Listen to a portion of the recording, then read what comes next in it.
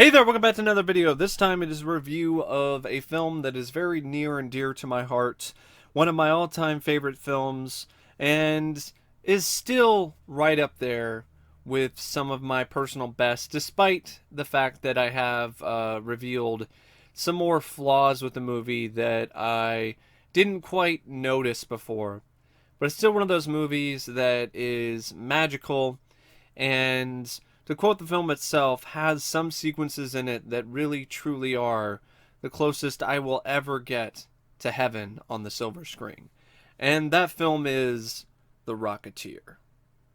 Now, The Rocketeer is a film that I grew up with. One of the main reasons why it is still one of my favorites is definitely due to a major nostalgia factor. I'm just going to be honest. I grew up with the film. I watched it a lot growing up as a kid. And it was just a really fun movie. And it's a film that I just thought was really cool and unique. And as the years go by, it still is a film that has some really dynamic, memorable, and cool visuals. It's a movie that I personally feel nowadays doesn't quite live up to its full potential.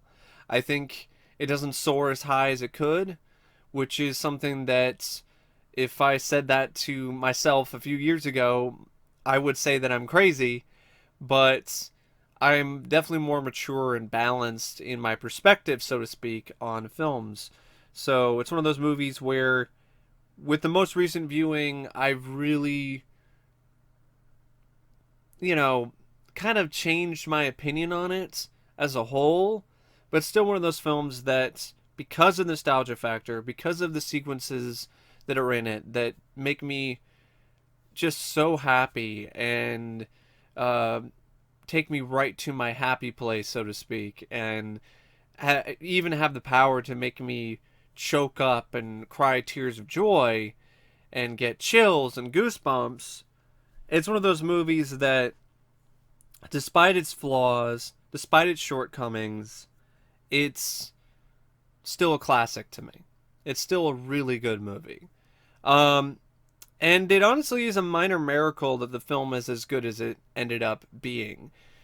Because this movie had a very tumultuous production.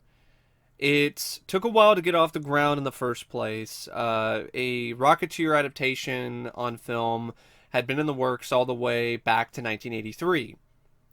The creator of the Rocketeer, Dave Stevens, he had been trying to pitch his character and his IP to other studios since 1983. There were studios that might have been interested in doing an adaptation, but for whatever reason, things fell through. I think some of the adaptations didn't work due to budget constraints or due to some things, disagreements with Dave Stevens and how he wanted to take, how he personally wanted the film to be. William Deere was a director who was attached to the film for many, many years. He was even attached to the film when Disney started to get on board, but because there was another delay involving production, he ended up leaving the project. So that left The Rocketeer without a director. It left it without its captain. It left the project without somebody to helm the ship. There were other rumored directors that were attached to the project at one point in time, like Steve Miner, but ultimately William Deere was the one who was attached to it the most because he was a big fan of the comics. He really liked Dave Stevens's work, and he was really looking forward to doing the film. He just didn't want to wait any longer, and he jumped ship. That left an opening for someone to come in, and Joe Johnston swooped in and took the open opportunity. He, much like William Deere, was a big fan of Dave Stevens' work, and he campaigned very openly to Disney to get the job, and they obliged and gave him the director's chair.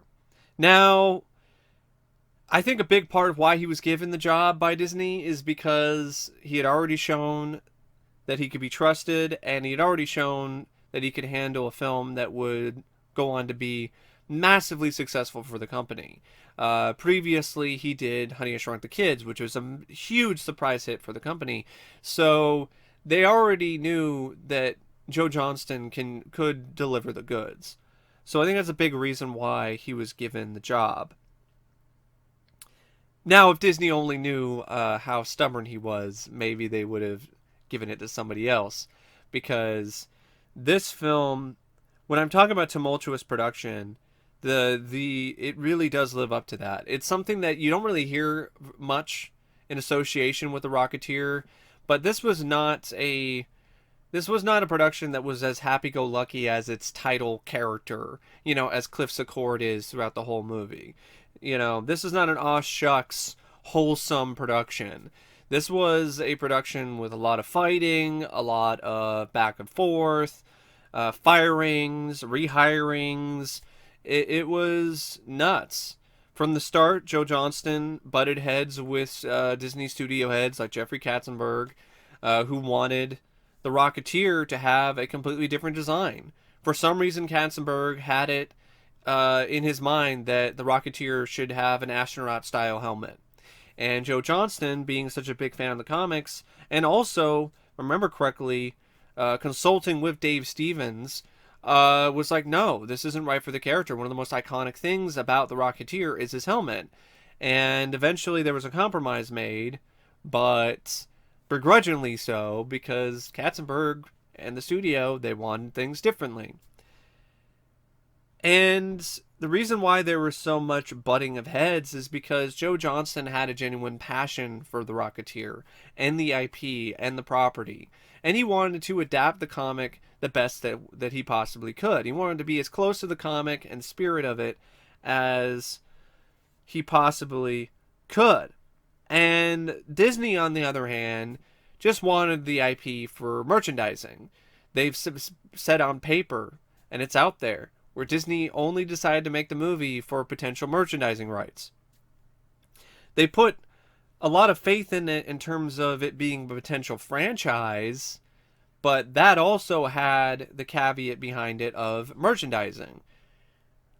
Let's make no mistakes here, folks. Disney did not automatically plan ahead for a Rocketeer trilogy because they, had a lot of faith in this film and in this project taking off. They just decided to have it there just in case. And, it was a smart idea. If the film was big, then they'd have everything all ready to go. But they also decided to have that plan put in place because of the potential for more merchandising. Disney had a very shallow, a very soulless approach to the reason why the Rocketeer was made in the first place, which makes me really wonder if the film would have been better off if it was made by another major studio, if it was made by Universal, for instance, who do a good job with these type of films. I think that it might have done a little bit better, or it might have been even better than it is, because there's this constant back and forth on Disney's part behind the scenes, and I think that definitely affected the overall film. I think Joe Johnston wasn't fully able to make the movie he wanted to make because Disney would not allow him to do certain things that he wanted to do. I also feel that Paul Bilson and Danny and Paul DeMeo and Danny Bilson, got the two names mixed up. I apologize.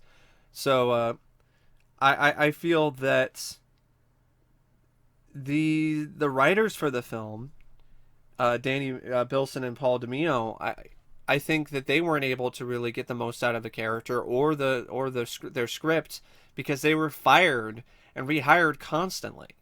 Disney would also butt heads with them.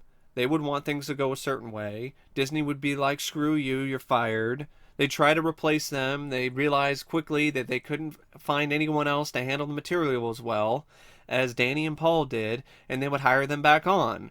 And instead of Danny and Paul giving the middle finger to Disney after being fired already, they would come back onto the project.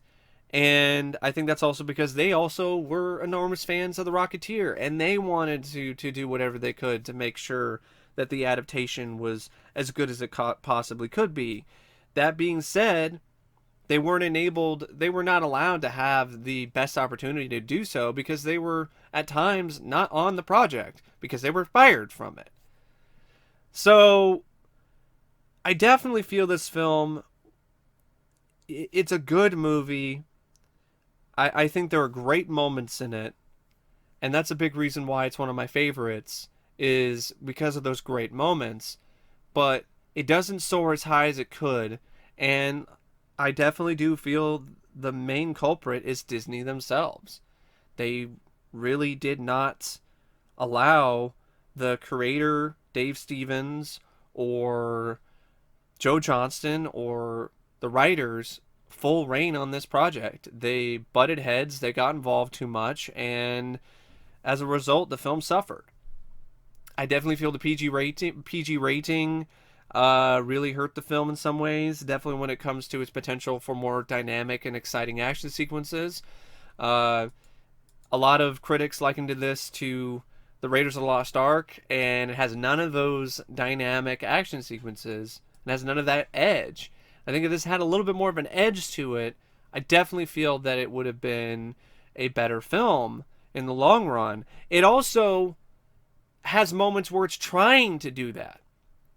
Like, you can tell that this movie is trying to have more of a Raiders, Indiana Jones, like tone, but it's hampered by the fact that it's PG and it's a Disney movie. So there are compromises that are made where it's honestly kind of shocking, where you have people getting torn in half off screen, you have people dying, you have Nazis, you have actual Nazi symbolism in the movie with a Disney label, but there's other moments in it where you can tell where there's still stuff going on behind the scenes where Disney's like, hey, no, we can't have too much violence, we can't have our hero use a gun. But it's one of those things that's like, well, all these other people can get shot or use guns, but the Rocketeer can't use a gun because he's the title hero. It's honestly pretty hypocritical. Um, and even the lead actor, Bill Campbell, Disney, they did not want Bill. Disney did not want Bill Campbell from the get-go. They wanted Johnny Depp. They had their heart set on Johnny Depp. Things didn't work out, and they even auditioned other actors like Dennis Quaid, Kurt Russell, and Emilio Estevez. They didn't take the role, and for good reason, because it's not a good fit for either of them. I mean, the Rocketeer needed a younger guy.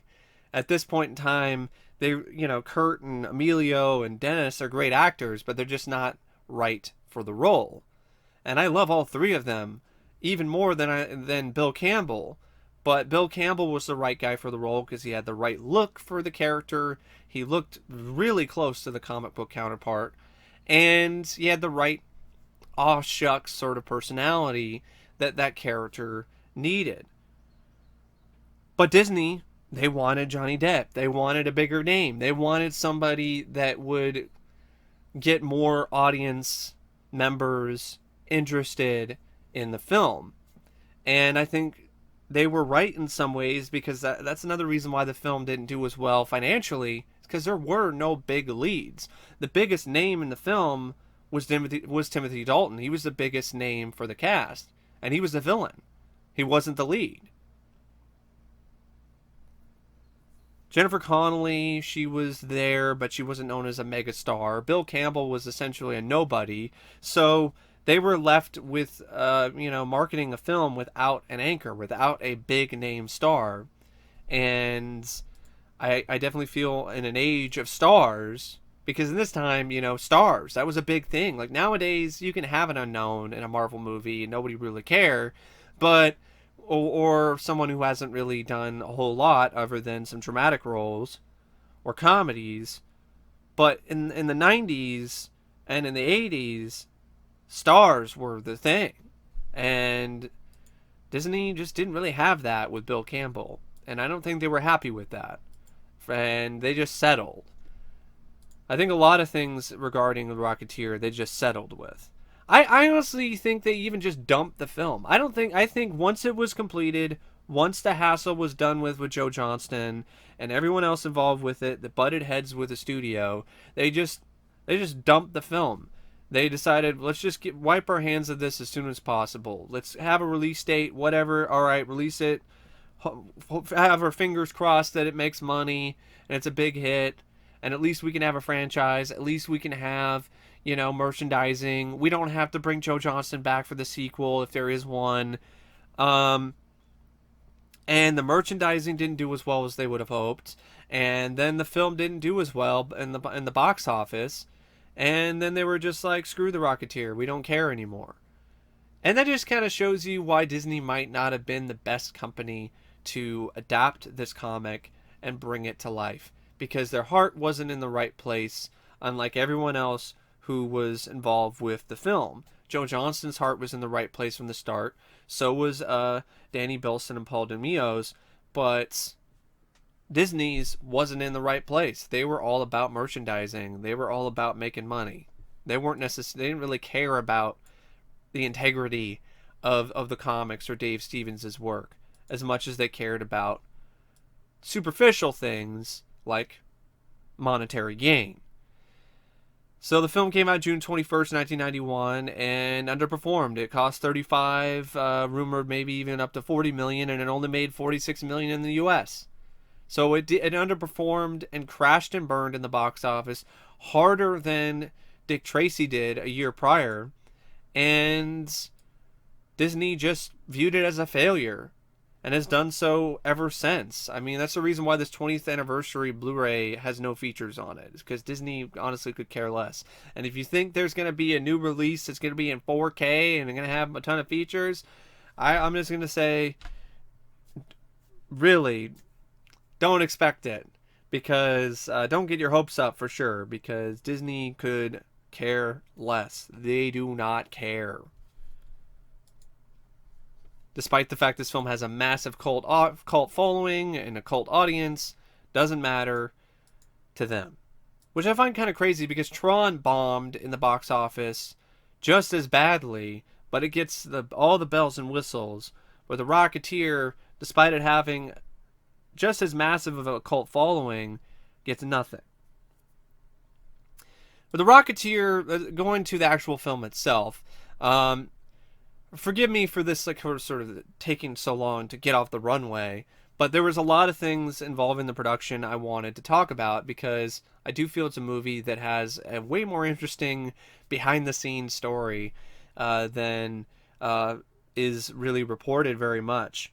A lot of people don't talk about that aspect of the production and how hard it was to get the film off the ground, and that's another part of why the film is so special to a lot of people and should be considered so special, is the fact that there was a lot of people involved with it that fought tooth and nail to have it be the way it is. And one of the biggest people involved with that battle was the director, Joe Johnston. I think his direction in this is wonderful. He really does capture the wholesome nature and aesthetic and attitude of the 1930s. He captures it perfectly. There's a reason why he was tabbed and nabbed to direct Captain America: The First Avenger years later, because they knew how well he handled this particular time period. He just knew how to bring it to life in a way that just made it so sentimental and so spectacular. And he did a good job with his actors, did a great job in terms of working with the visual effects. He's always been good at that because he's worked with visual effects artists for a good chunk of his career. And it was also a film where you could tell that the director really loved what he was doing. So I can't think of anyone who could have helmed this film better. I can't think of anyone who could have directed the film any better. I think Joe Johnston's direction is dynamic and it's a total standout, and it is absolutely one of the things about the film that really flies high. The script by Danny Bilson and Paul Demio, I don't think it's as strong as their work in the Flash TV series that they worked on a year prior in 1990. But it's still a solid script. I think this script suffers from a few things. It suffers from the lack of a really memorable and iconic adversary. Neville Sinclair is just a pretty bland and forgettable villain. Uh, Timothy Dalton's performance is anything but. His performance is good. But the villain himself, what he does on screen and what he's involved with is very bland and forgettable. The most memorable thing about the character is that he's an asshole movie star who's also a Nazi spy. That's it. You don't have any moments where he's like really chewing the scenery. You don't have any moments where he has like a badass scene that makes you fear him or makes him memorable in one way or another. It's just a very bland, forgettable villain. It's a serviceable villain at best, but there's nothing about him that makes him particularly that intimidating or that memorable. I definitely feel it was missing that. I got more of that from Paul Sorvino as Eddie Valentine, and by the end of the movie, he's not even really a villain anymore. I also felt the Nazi aspect of it should have been brought up way earlier in the movie. The whole reveal of Neville Sinclair's double identity took way too long, and by the point it's revealed, it doesn't have as much impact as it honestly could have if it was revealed earlier on in the film.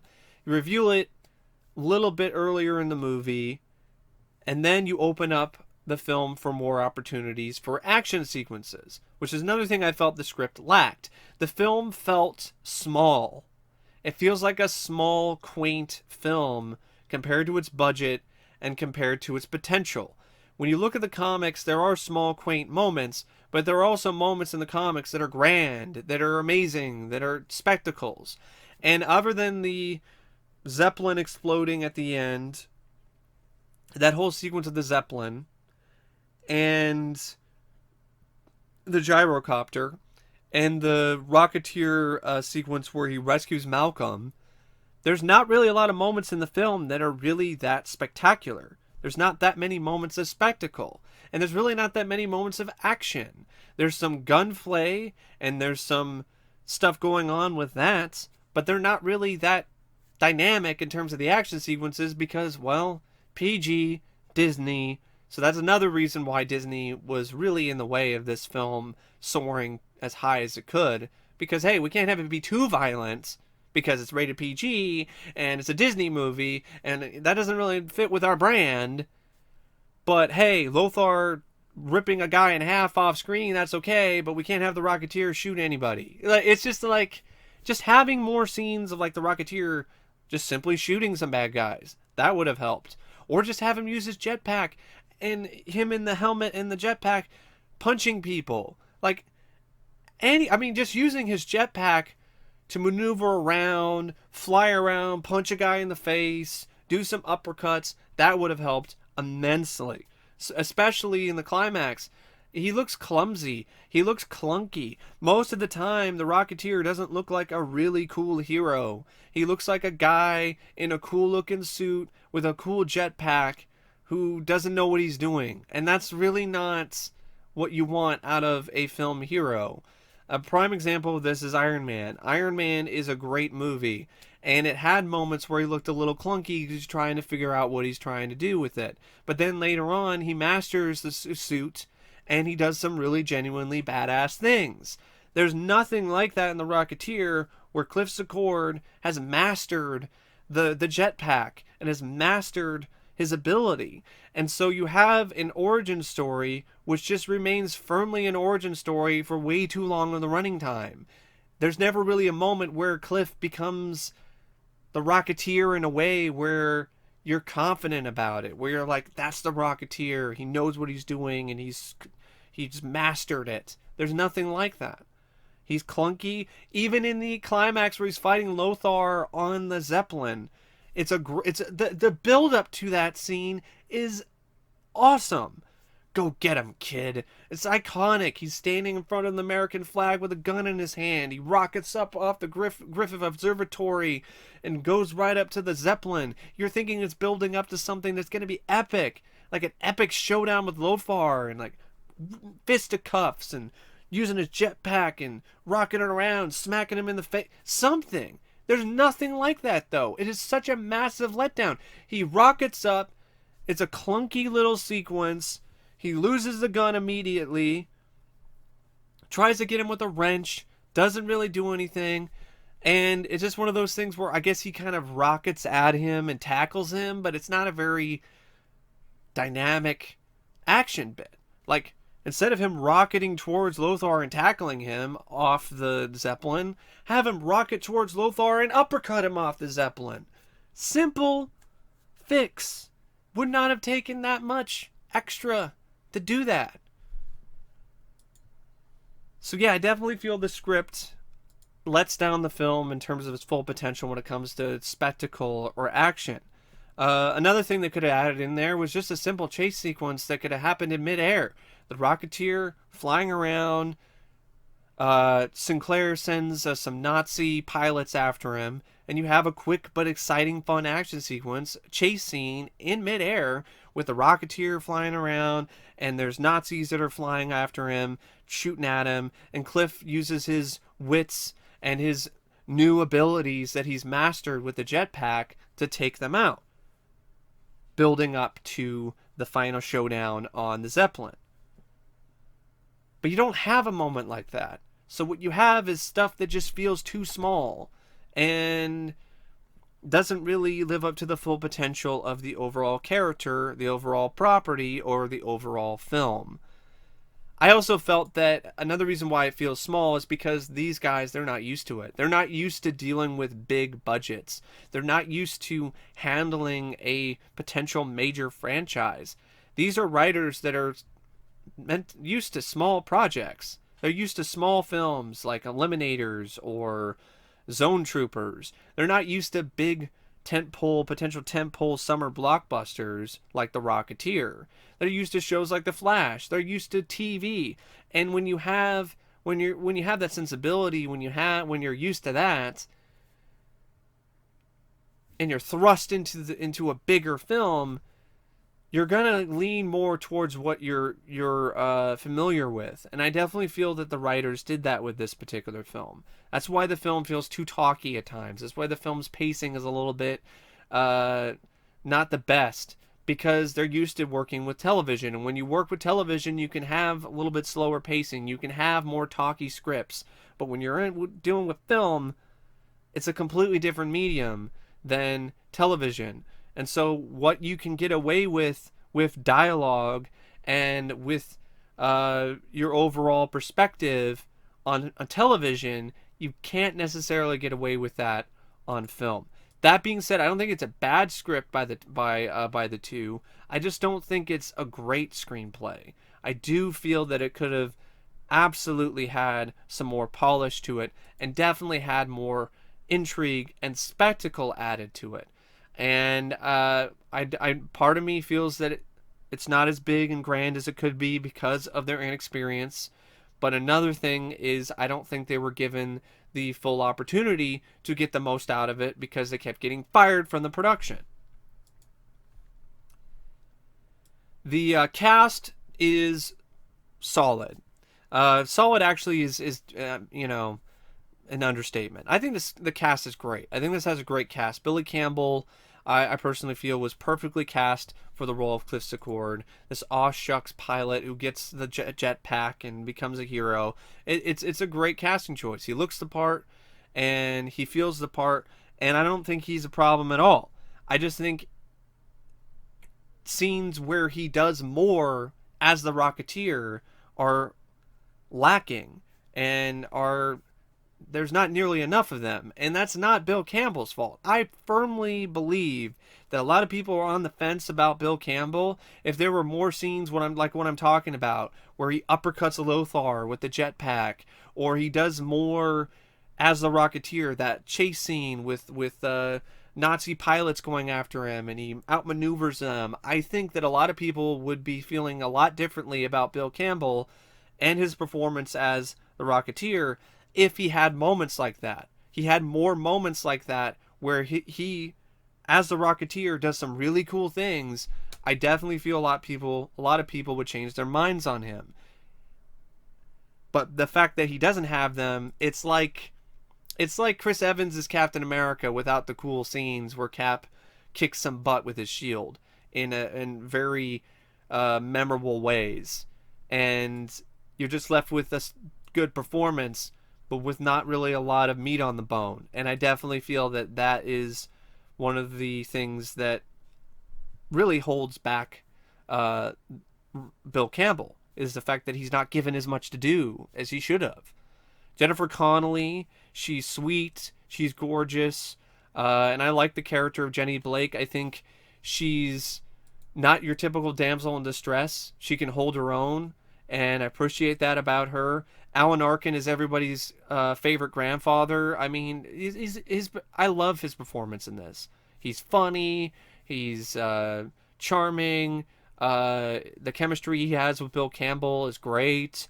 I really think that he's easily one of the best characters in the film, and one of the characters that stands out the most, and one of my favorite performances by Alan Arkin. Timothy Dalton as Neville Sinclair, his performance is good. It's actually quite great, but the character isn't given a whole lot to do. So I'm not blaming Timothy Dalton at all. I think, you know, if he was given more to do and to really be villainous and to really be a villain you love to hate, I really think he would have nailed it. But that goes to the script. You know, the two writers, they just didn't really give him the best role. And I don't know if that's Disney or not. They might have limited him in how intense he could be. Terry O'Quinn is perfectly cast as Howard Hughes, but I personally feel that he's in the film too much. I think the Howard Hughes stuff could have been cut and trimmed down considerably, would have helped the pacing quite a bit, because there's a moment in the film where it just pauses, it stops, grinds to a halt for Cliff to try to take the rocket pack back to Howard Hughes, and that whole scene I don't even think is even necessary for the overall movie. I get why it's there, so Howard Hughes can later give Cliff a GB, but you can handle it differently and definitely improve the pacing as a result. Paul Sorvino, I love his performance as Eddie Valentine. He's memorable as a bad guy. He's actually more charismatic and given more to do. I wouldn't say he has more charisma than Timothy Dalton, but his character is given more to do, at least it seems like it, than Neville Sinclair. And he has that great moment where he's like, "Go get him, kid." I love that scene. I love that line. And I love the fact that he's a character starts out as a, in a lot of ways, a floozy. Not floozy isn't the right word, but like he's a flunky. He's a flunky for Neville Sinclair. But then when he finds out his true identity, when he finds out his dual identity of a Nazi spy, he's like, you know, I may not be make an honest living, but I'm an American, damn it. You know, I'm not gonna have some 2-bit kraut tell me what to do. You know, I like that. I like that, where you have the mob teaming up with the FBI to take out the Nazis. That was a great moment. That's a fun moment. That's a moment where Danny Bilson and Paul DeMio's wit and their clever ability to have stuff like that really shines. John Polito is a lot of fun as Bigelow, his larger than life personality. And I definitely want to mention Tiny Ron Taylor as Lothar. So yeah, you got Lothar, Tiny Ron. Tiny Ron does a good job. It's inspired by an actual actor from the 30s. I mean, his name is not coming to me. I know I should be more familiar with some of these horror actors than I am, but it was an actual actor who, you know, that was his appearance, because he had a disease and an affliction that actually made him look like that. I thought that was a unique villain to have. It was very comic book like, and it was something that definitely made the film stand out in a good way. I was mentioning Eddie Jones earlier as Malcolm. I liked his performance in that particular role. And it was fun to see other stuff, like there were other actors who were portraying like real life movie stars in the movie, like Clark Gable and W.C. Fields. Overall, it's a really good cast. I think it's definitely one of the strong suits that the film has. But one of the strongest and most effective elements of the Rocketeer is the score by James Horner. James Horner's score is one of my favorite scores of all time. It's the heart and soul of the movie, and I don't think the film would be as good as it is without it. It's one of those scores that really does prove how magical and how marvelous and how majestic a score is. His score perfectly encapsulates what it's like to fly, the feeling of flying, the exhilaration of flying. It captures the spirit of aviation. It is such a wonderful, fantastic score, and it in a lot of ways it is the film's shining moment. It's like the best thing about the movie, other than the overall concept of the Rocketeer and the visual effects. I mean, ILM, they outdid themselves here. I don't think the effects are that dated at all. I know some people have said that. I disagree. I respectfully disagree. I think for the time they were state of the art, and I still think they look really good. The flying effects, the rotoscoping, the use of miniatures when it comes to showing the Rocketeer in flight, and definitely the visual effects of things like the rocket pack and the Zeppelin scene at the end. I mean, that whole sequence of the Zeppelin exploding and the gyrocopter is one of the best visual effects sequences of the 90s, if you ask me. It's a great sequence. Cinematography by Hiro Narita, it's fine. I think there are moments where he really does make the film look amazing in terms of when Rocketeer is soaring through the sky, and moments where he really makes the production and art design shine. But there are other moments where it looks kind of flat. So I think maybe a different cinematographer would have made the film even more dynamic. The editing by Arthur Schmidt, I think, is really excellent. I don't think that the film really has any editing problems. The pacing is not due to editing. It's due to the story and the script and how things could have just been cut out, or more action could have been added to the overall story and to what's on the screen. It's one of those movies where I watched it over and over as a kid, but as an adult, I definitely can't say it's a film that I would want to watch over and over.